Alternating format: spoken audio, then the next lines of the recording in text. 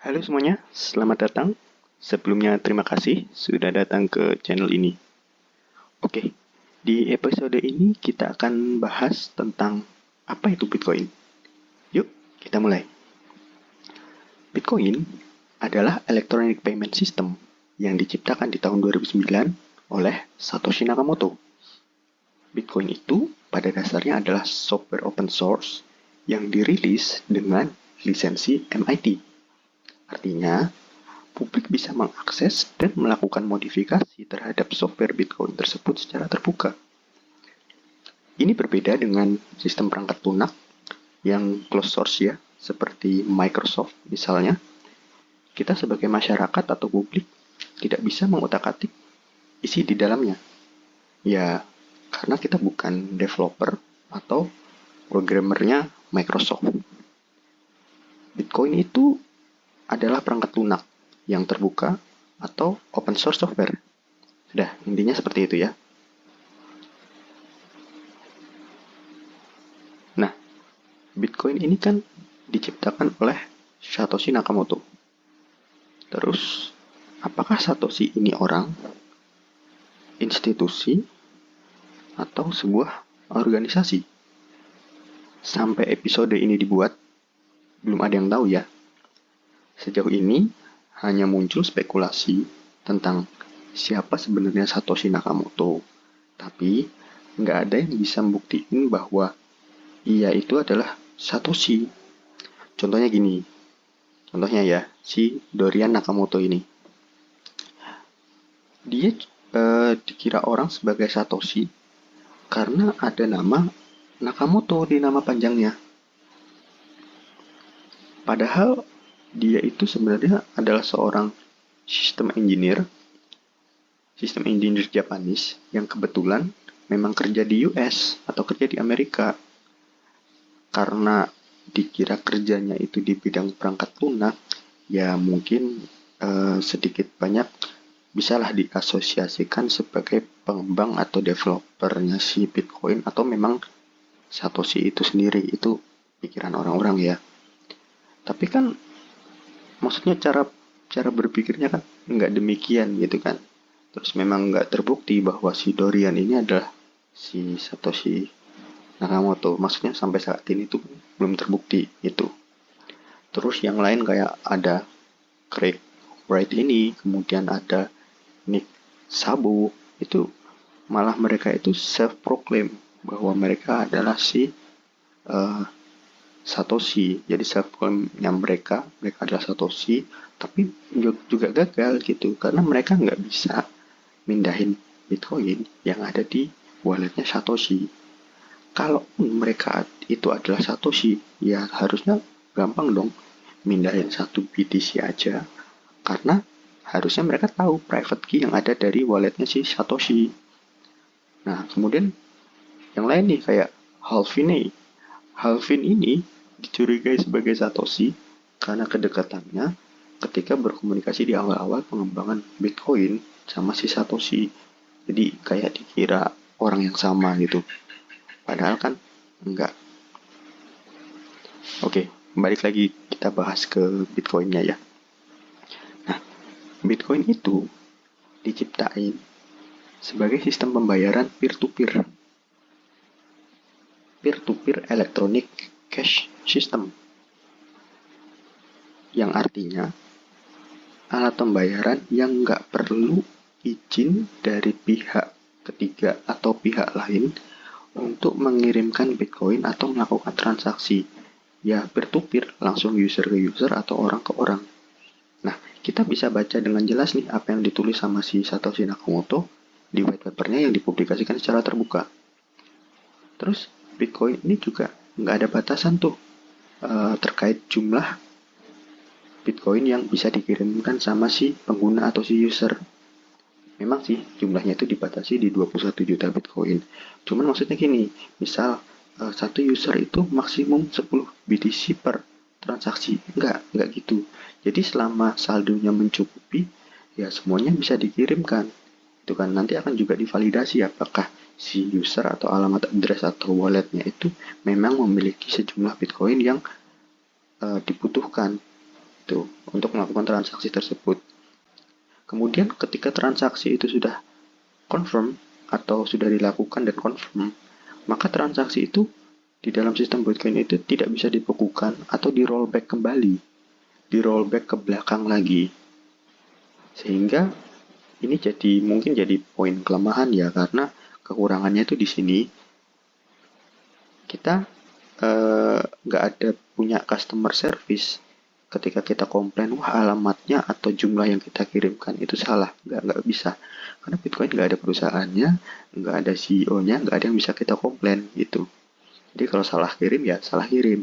Nah tapi ini tuh sebenarnya bisa diatasi dengan cara kita nggak mengirimkan langsung dalam jumlah besar, kita ya kirimkan dalam jumlah kecil aja, tes aja, misalnya 0,000 sekian Bitcoin, apakah masuk ke alamat yang sudah kita tuliskan atau kita tuju.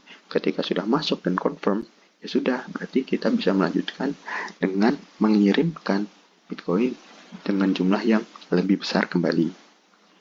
Seperti itu. Poin plusnya itu tadi, karena nggak ada middleman, nggak ada pihak ketiga atau nggak ada third party, maka kita punya kontrol penuh tuh terhadap Bitcoin yang kita miliki. Tidak akan ada pihak ketiga yang bisa menghentikan transaksi kita tadi. Meskipun pihak ketiga itu adalah sebuah institusi atau negara sekalipun ketika transaksi kita tadi sudah confirm. Mungkin di lain waktu ya kita bisa bahas terkait transaksi ini secara mendalam. Karena mungkin cukup panjang jika dijelaskan dalam satu video bersamaan seperti ini. Terus, kalian pernah dengar juga mungkin ya, ada anjuran atau best practice kalau kita itu harus nunggu sebanyak 6 konfirmasi sebelum kita anggap transaksi yang kita lakukan itu valid. Nah, ini nanti juga akan kita bahas di next video atau next episode ya. Sekarang ya cukup sekilas aja gitu. Kalau kalian mau cari tahu sendiri ya bisa kalian searching sendiri di Google ya. Next video, Bitcoin itu diciptakan sebagai solusi dari sistem finansial modern. Nah, kalau tadi kan di depan kita udah sekilas baca tentang white papernya Bitcoin, yaitu peer-to-peer electronic cash. Nah, ini Bitcoin diciptakan sebagai solusi dari sistem finansial modern. Kenapa? Karena transaksi uang yang saat ini terjadi itu, atau ya kita sekarang ini yang terjadi adalah selalu melalui pihak ketiga seperti bank atau bank ya, sebagai pihak yang memiliki kontrol dan melakukan pencatatan terhadap transaksi yang kita lakukan. Artinya gini, sistem keuangan yang sekarang ada itu sangat tersentralisasi dan kita itu harus percaya bahwa bank akan selalu bertanggung jawab terhadap uang yang sudah kita titipkan ke mereka. Jadi kita harus percaya mereka tidak akan melakukan penyelewengan atas dana uang yang kita titipkan ke mereka. Nah, ini mengingatkan kita pada apa yang pernah ditulis oleh si Satoshi Nakamoto di P2P Foundation, yang intinya gini, yang bisa dilihat di gambar sebelah kiri ini ya. Bank itu harus dipercaya untuk menyimpan uang kita atau mata uang kita dan tidak akan melakukan debasement terhadap currency kita. Tapi kita harus percaya juga mereka melakukan atau mentransfer uang kita itu secara elektronik. Maksudnya kita harus menaruh kepercayaan penuh lah ke mereka. Nah, namun masalahnya adalah mereka akan selalu meminjamkan uang yang kita simpan tersebut dan selalu terjadi kredit bubble dari praktek yang mereka lakukan. Padahal ya kita tahu sendiri, mereka itu nyaris nggak ada tuh yang namanya Bitcoin sebagai cadangannya mereka. Maksudnya menyimpan fiat sebagai cadangannya mereka. Nah, praktek keuangan ini kita sebut dengan fractional reserve banking system. Praktek ini tuh kalau kita lihat di gambar sebelah kanan ya, itu ada 3 resiko besar kalau sistem ini digunakan, dan itu udah terjadi gitu loh. Yang pertama itu bank run. Resiko bank run itu terjadi karena bank tidak memiliki cadangan. Karena kebanyakan bank akan meminjamkan simpanan dari nasabah. Ketika banyak nasabah yang menyimpan uang di bank tersebut, kemudian menarik secara serentak bersamaan gitu ya, uang yang mereka simpan, maka bank akan kekurangan likuiditas. Kenapa? Ya karena tadi, bank tidak menyimpan uang mereka. Bank itu meminjamkan uang yang disimpan oleh nasabah ke pihak lain. Jadi ketika nasabah itu menarik secara bersamaan, ya bank tidak akan bisa memberikan hal tersebut karena uangnya sedang dipinjam oleh pihak lain, atau pihak lain itu juga bisa mengalami kredit macet. Pinjaman yang mereka terima itu tidak bisa mereka kembalikan sesuai tepat waktu, sehingga juga akan mengganggu bagi nasabah yang menyimpan uang di bank tersebut. Gitu. Yang kedua itu terkait moral ya, moral hazard. Seharusnya bank kan memang menyimpan uang nasabah. Nah, karena praktek dari fractional reserve ini, bank bisa nih minjamin uang yang disimpan tadi ke pihak lain. Nah, masalahnya di sini, kalau mereka minjaminnya itu untuk sesuatu yang sifatnya low risk atau instrumen yang aman misalnya, itu nggak masalah. Masalahnya adalah ketika mereka melakukannya untuk hal-hal yang sifatnya itu high risk. Ya, karena mereka punya prinsip kalaupun mereka bangkrut pun mereka akan di bailout oleh bank sentral. Seperti itu. Contohnya itu efek domino di tahun 2008. Kemudian terjadilah krisis finansial. Ya tadi, ya, kalau mereka itu gagal, ya bank sentral bisa nolong mereka dalam tanda kutip memberikan likuiditas, sehingga terjadilah inflasi karena uang itu dicetak untuk membailout bank yang bangkrut. Kemudian yang ketiga adalah inflasi. Dua hal di atas tadi udah pasti akan mengakibatkan inflasi. Nah, ketika contohnya gini ya, ketika saya punya 1 juta kemudian disimpan di bank, maka bank bisa meminjamkan 1 juta saya tadi ke Budi. Dengan sistem keuangan seperti itu, akan ada 2 juta rupiah. 1 juta saya simpan di bank, 1 juta bank pinjamkan ke Budi. Nah, padahal uang aslinya itu kan cuma 1 juta ya. Tapi di sistem moneter itu tercatat ada uang sebanyak 2 juta. Nah, tentu kalau jumlah uangnya ini bertambah ya, harga barang kan akan naik tuh. Karena supply and demand ya, supply uangnya bertambah, jumlah barangnya sama, nah maka akan otomatis naik gitu kan. Padahal sebenarnya uang yang ada di uang realnya itu cuma 1 juta gitu loh. Yang 1 juta itu ya uang, ya bisa kita bilang uang angin atau uang tipu-tipu gitu. Ini belum lagi kalau Budi tadi ya, uang pinjamannya Budi tadi disimpan lagi ke bank lain, begitu terus seterusnya, dipinjam oleh si C, disimpan ke bank lain seterusnya. Jadi sebenarnya uang 1 juta bisa jadi berkali-kali lipat, 10 juta, 50 juta, seperti itu. Nah, ketika saya akan mengambil uang yang 1 juta saya simpan tadi, nggak ada. Kenapa? Budi belum mengembalikan uangnya tadi. Seperti itu. Nah, tesis puncak dari diciptakannya Bitcoin adalah krisis tahun 2008, di mana pecahnya kredit KPR atau kepemilikan rumah di US atau Amerika itu memicu bencana krisis finansial secara global. Bahkan institusi besar ya, kalau kita tahu Lehman Brothers itu juga jadi korbannya. Jadi nggak ada yang too big to fail gitu. Dengan sistem keuangan yang sekarang gitu, semua juga rentan akan bangkrut.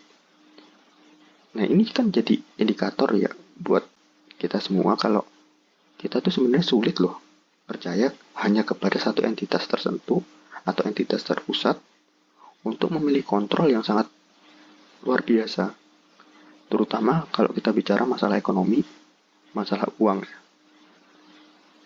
Nah, daripada itu terjadi, bagaimana kalau diciptakanlah sebuah sistem yang tidak memiliki entitas terpusat sama sekali, namun tetap bisa dipercaya. Lahirlah Bitcoin yang diinisiasi oleh Satoshi Nakamoto tepat di tahun 2009, 1 tahun setelah terjadinya krisis 2008, krisis finansial 2008. Jadi pas banget nih momentumnya. Bahkan Satoshi ini make nih judul berita di The Times yang di sebelah kiri ini, yang di bawah itu. Jadi ini jadi pesan rahasianya dia. Ya sekarang jadi umum lah pesannya dia yang dia masukkan di Genesis block atau blok pertama dari Bitcoin, blok 0. Judulnya yang itu, yang di bawah itu ditulis tuh, Chancellor on brink of second bailout for banks. Dimasukkan sebagai pesan bahwa bank itu akan selalu disuntik tuh likuiditasnya, meskipun praktek yang mereka lakukan itu sebenarnya salah besar. Nah, Bitcoin itu nggak muncul sebagai teknologi baru. Bitcoin itu hanya menggabungkan dan menyempurnakan teknologi yang sudah ada. Dan jauh sebelum Bitcoin, udah banyak teknologi yang menjadi pionir lah ya. Kayak TCP/IP sebagai dasar dari internet protokol ya. Kemudian ada RSI, public key, untuk keamanan transmisi data. Nah, ini jadi salah satu protokol yang paling tua. Kemudian ada juga temuan dari Ralph Merkle untuk kriptografi public key ya. Temuan ini penting karena dengan adanya temuan dari Ralph Merkle ini kita bisa melakukan transaksi atau mempercayai dua pihak yang bahkan belum pernah mengenali satu sama lain, tapi tetap bisa dipercaya gitu. Maksudnya pihak di sini bukan orang ke orang gitu ya, tapi memang sebuah sistem komputer yang dia bisa mengenali nih si pihak A dan pihak B ini adalah secret information-nya itu valid gitu. Kalian bisa carilah tesisnya si Ralph Merkle ini. Tesis Ralph Merkle tahun 1980 tentang Protocols for Public Key Crypto Ecosystem. Terus ada juga proof of work nih yang nantinya dipakai untuk mengamankan jaringan Bitcoin. Ini ada dua temuan penting.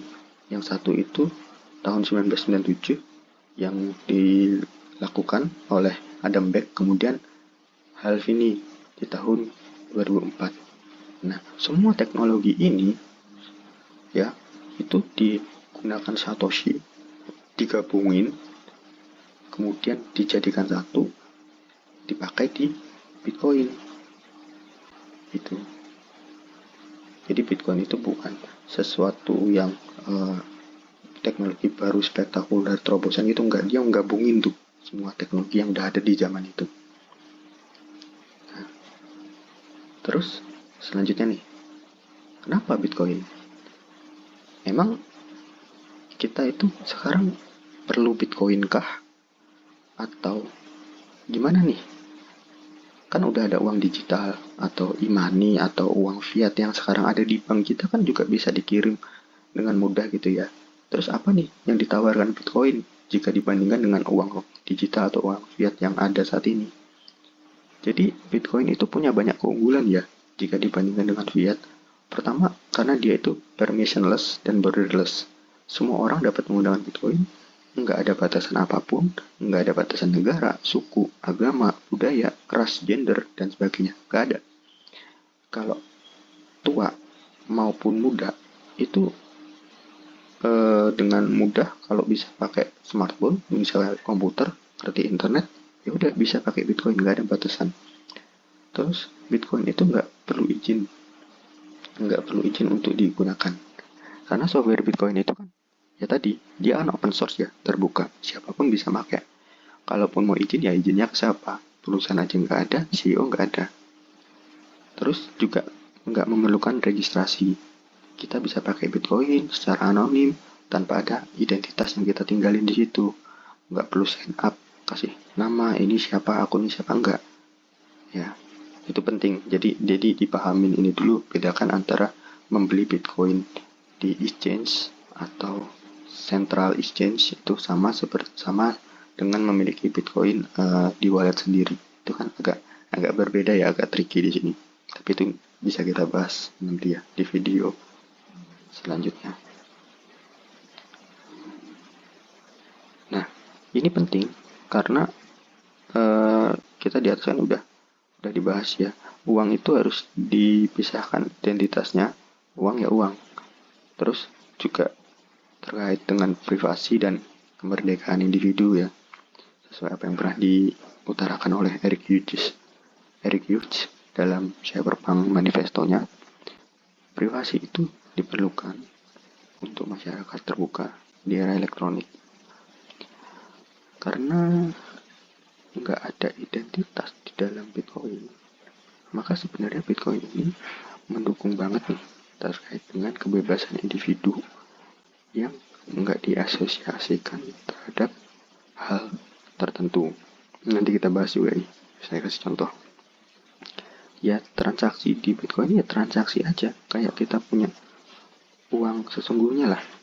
Kayak dulu kita punya koin emas gitu kan, sebagai alat tukar, nggak ada identitas, ya udah.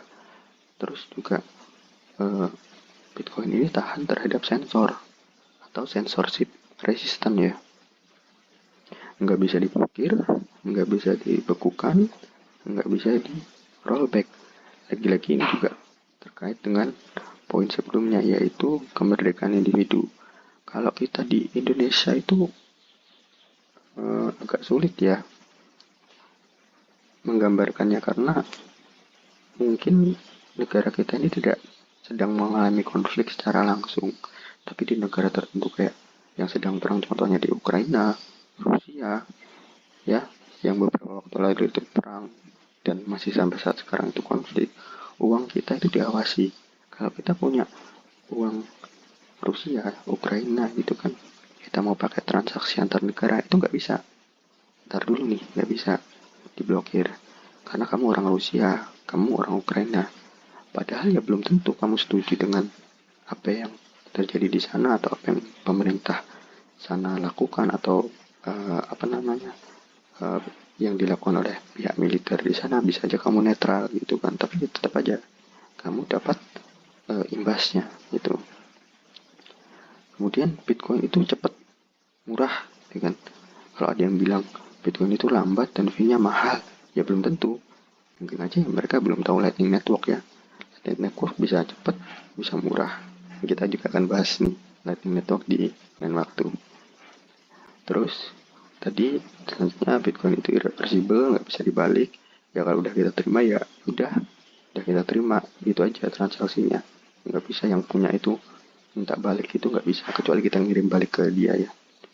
Terus Bitcoin itu uptime-nya 99% online, tersedia terus menerus selama 24 kali 7 jam dalam seminggu itu kan, sejak 2009 itu kan. Nggak ada server maintenance. Ini karena terkait mining ya, dan network atau jaringan terdesentralisasi yang ada di dalam Bitcoin.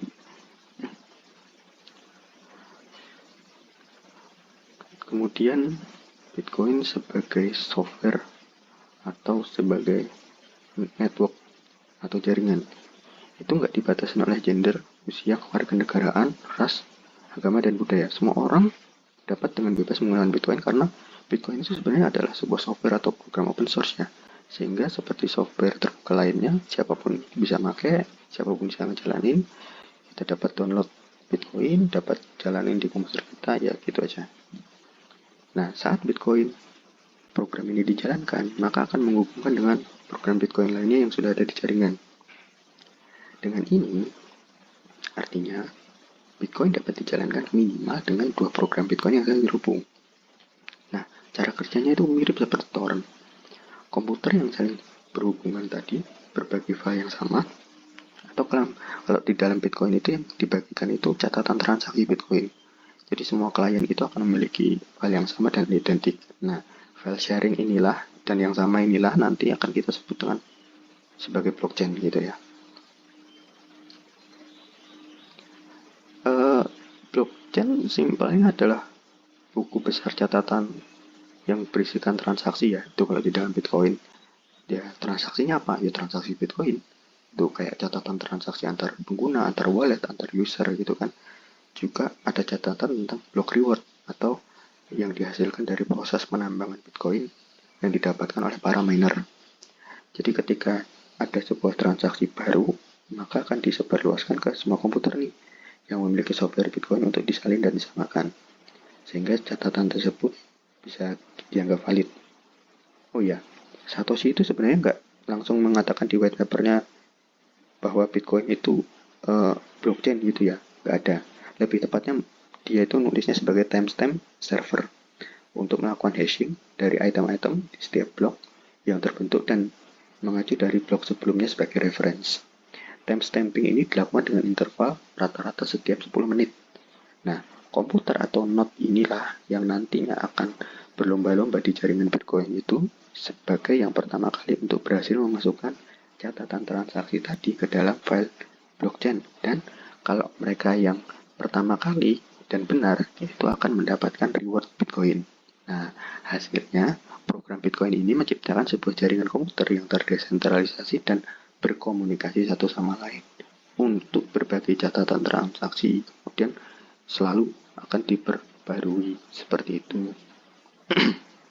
Terus ada juga nih yang mungkin masih bingung ya, berapa banyak Bitcoin yang dapat diciptakan atau berapa sih supply maksimumnya si Bitcoin ini. Nah, di white papernya itu Satoshi itu nggak ada nyantumin angka 21 juta. Kalau kita tahu ya, Bitcoin itu hanya ada 21 juta, sekarang sudah ada 19 juta. Enggak, 21 juta ditulis gitu aja enggak. Jadi ini secara nggak langsung ya berhubungan dengan terciptanya blok setiap 10 menit tadi yang kita bahas tadi sebelumnya. Reward dari setiap blok itu pada awalnya kan 50 Bitcoin per blok. Nah, ini jumlah yang di sebelah kanan ini yang rumus ini 50 Bitcoin per blok. Ya kan? Number of new Bitcoin issue per blok 50. Nah, kemudian terjadi halving atau terjadi pengurangan reward setiap 210.000 blok. Jadi reward bloknya itu mengalami deflasi, berkurang setengahnya. 210.000 blok itu dikalikan 10 menit atau terjadi sekitar selama 4 tahun sekali. Jadi halving itu terjadi selama 4 tahun sekali. Seperti di rumus yang di samping kanan ini, total halving itu hanya akan terjadi sebanyak 32 kali. Aduh, kok 32 kali? Dari mana tuh angka ini muncul? Nah, mungkin agak panjang ya ngejelasinnya, tapi sederhananya gini ya, karena terkait data biner dan data integer. Sederhananya adalah reward block tadi itu adalah 50 Bitcoin. Nah, 50 Bitcoin ini representasi dari 5 miliar Satoshi. Loh, 5 miliar Satoshi, apalagi nih?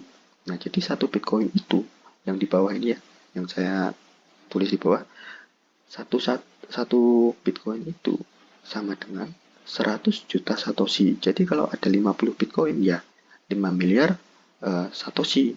Dia secara desimal 5 miliar ini ada 10 karakter nih di dalam 5 miliar ini. Kalau nggak percaya coba hitung satu-satu gitu kan. Nah, angka 5 miliar tadi ini kan desimal ya bentuknya. Dikonversikan ke data biner, data bilangan biner yang angka cuma 1010 itu. Nah, jadi 5 miliar itu kalau ditulis dalam biner itu seperti ini, yang jumlahnya itu 33 karakter.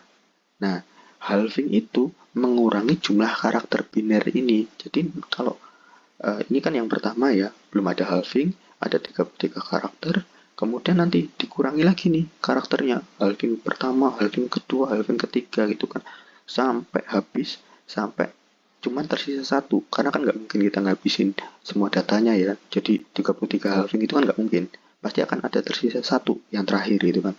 Nah, makanya halvingnya itu akan terjadi sebanyak 32 kali. Nah, mungkin kalau ada waktu di lain waktu juga akan bahas terkait halving dan skemanya ini ya lebih mendetail.